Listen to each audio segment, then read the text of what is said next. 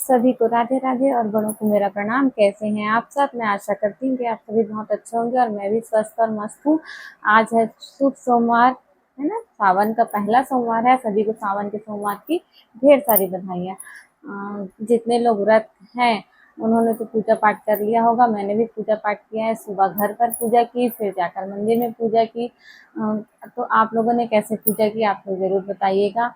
और कुछ लोग जो है पार्थिव शिवलिंग बनाते हैं ना, तो पार्थिव शिवलिंग जैसे घर में बनाए हैं और पूजा वगैरह हो गया है, तो शाम के समय क्या करना है, उस पार्थिव शिवलिंग को आप या तो गमले में डाल सकते हैं या फिर ऐसी जगह जहाँ पर पेड़ पौधे लगे हुए हैं, तो वो फिर से मिट्टी हो करके और वो उसी में मिल जाएगी, है ना। और कुछ लोग जो है विसर्जन करने के लिए तालाब वगैरह भी जाते हैं, तो वो ऑप्शन भी बहुत अच्छा है।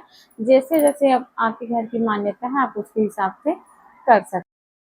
सभी लोग, सभी महिलाएं जो हैं पूरा श्रृंगार करती हैं ना, मेहंदी, चूड़ी, आलता, महावर, जिसके यहाँ जैसा चलता है वैसा। और लड़कियां क्या करती हैं, लड़कियों को भी मतलब पूरा जितना हो पाए उतना जो है अच्छे से तैयार होकर, नहा धो करके तैयार होकर के और शिव जी को प्रसन्न करने के लिए उनका पूजा पाठ करना चाहिए। अच्छे वर के लिए, आगे भविष्य के उज्जवल होने के लिए, महिलाएं जो है पति के दीर्घायु के लिए, उनके कार्य में उन्नति के लिए, है ना। ऐसा करके सभी लोग जो है व्रत करते हैं और सबका व्रत, सबको अपने व्रत का फल मिले, ऐसी मेरी कामना है भगवान से।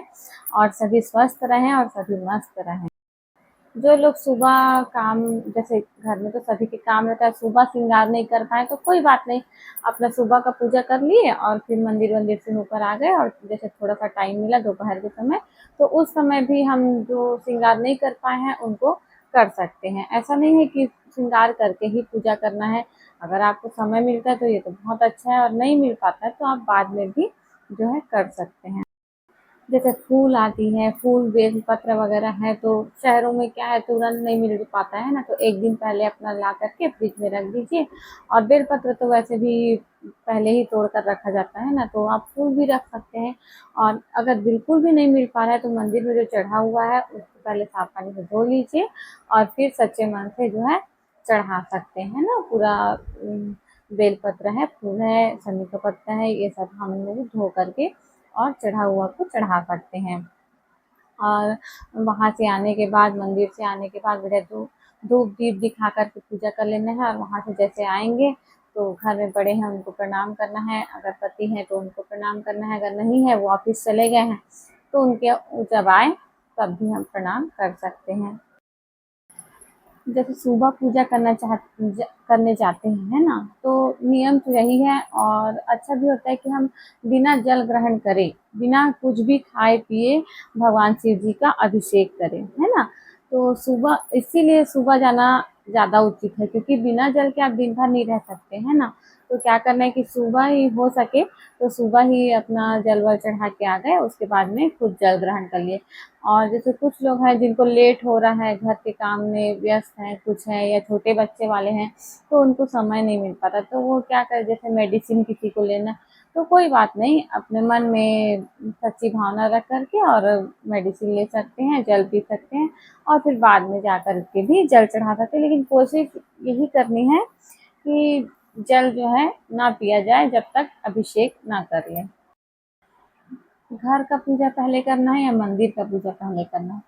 तो अगर मंदिर में भीड़ हो जाता है ना, तो क्या करेंगे, पहले मंदिर का कर लेंगे। वैसे तो घर का पूजा करने के बाद ही मंदिर का पूजा करना चाहिए, लेकिन अगर मंदिर में भीड़ हो रहा है, क्योंकि सोमवार को बहुत भीड़ रहता है, तो अपन क्या कर सकते हैं, पहले मंदिर का पूजा करके आ गए और फिर घर का पूजा आराम से कर लिए, क्योंकि घर के पूजा में थोड़ा समय लगता है। ठाकुर जी को स्नान कराना है या चालीसा पढ़ना है, तो ये सब कार्य, जैसे सूर्य भगवान को जल देना है, तुलसी जी को जल देना है, उसके बाद ही तो पूजा करना है ना। तो ये ठीक है कि अगर आप जा सकते हैं पहले तो पहले भी जा सकते हैं, या फिर आप घर में आराम से पूजा कर लीजिए और उसके बाद में मंदिर जा कर के जो है अपनी पूजा कर सकते हैं। पूजा पाठ होने के बाद आप चाय पानी पी सकते हैं, मूंगफली खा सकते हैं, या फिर फल है तो फल भी खा सकते हैं। जिसकी जैसी श्रद्धा है वैसा आप उपवास कर सकते हैं। और शाम के समय भी जैसे साबूदाना बना लिए, कुछ लोग मीठा नहीं खाते हैं ना, तो सेंधा नमक से साबूदाना बना लिए साबूदाना खाइए या फिर आलू वगैरह का फलाहार बना लिए और खा लिए। शाम को भी भगवान को धूप बत्ती करना है, आरती करना है, तो ये सारी चीज़ें जो है हमको सावन के सोमवार के दिन करनी चाहिए। तो हमारे छत्तीसगढ़ में तो बहुत लोग क्या करते हैं कि शाम को दाल चावल सब्जी सब खा लेते हैं, रोटी पराठा जो जैसा भी बनता है सब खा लेते हैं छत्तीसगढ़ में, है ना। बहुत जगह क्या है सिर्फ फलाहार करके भी सावन सोमवार का व्रत करते हैं, लेकिन छत्तीसगढ़ में के कई सारे क्षेत्र ऐसे हैं जहाँ पर पूरा खाना खा लेते हैं रात के समय में। तो जिसके यहाँ जैसा चलता है आप वैसा कर सकते हैं, बस इतना ध्यान रखना कि लहसुन और प्याज का इस्तेमाल जो है ना हो, है ना। पूरा सात्विक भोजन करिए, जिसके यहाँ जैसा चलता है वैसे खाइए, रोटी चलता है तो रोटी खाइए, चावल चलता है तो चावल दाल खाइए, सभी चीज़ खा सकते हैं सावन के सोमवार के व्रत में। और जो है उद्यापन का है ना, तो सोमवार के व्रत में कोई उद्यापन नहीं होता। सावन में 4 सोमवार पड़े तो 4 रहिए, 5 सोमवार पड़े तो 5 रहिए, पर इसका कोई उद्यापन नहीं होता।